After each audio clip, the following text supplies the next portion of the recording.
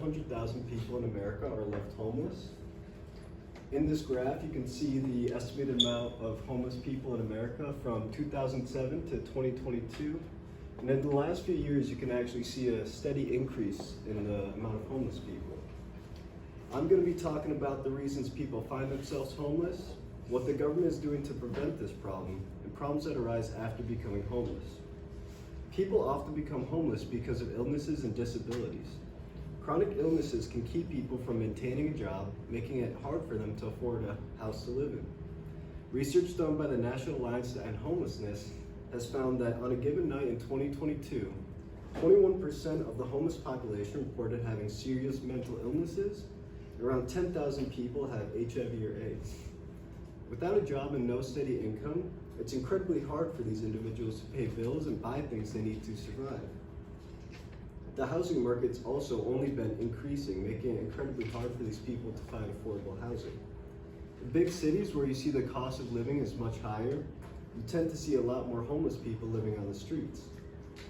Some cities like Los Angeles and New York have the greatest population of homeless people, with about 65,000 people in Los Angeles and around 60,000 people in New York City left homeless.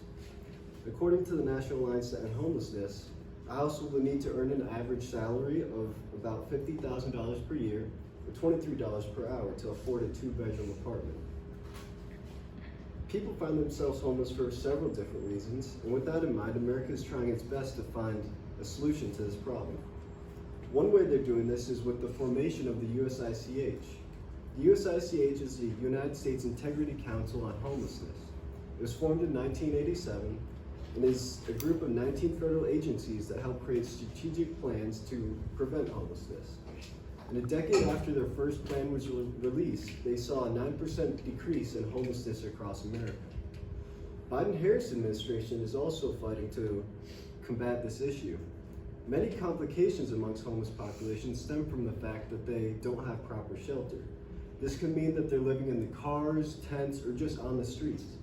And the main objective of the Biden-Harris administration is freeing up space in homeless shelters and moving these people that are living in unsheltered environments into homeless shelters to provide them with resources that they need to stay off the street.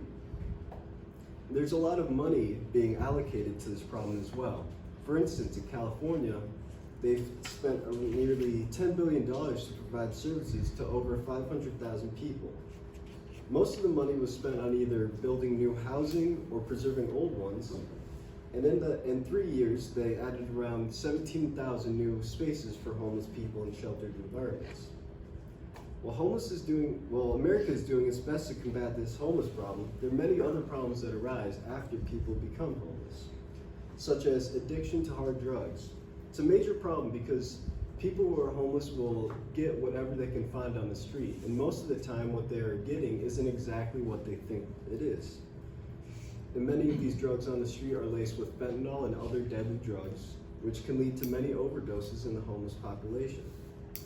Homeless people also contract chronic pains, and the main reason for this is their sleeping conditions.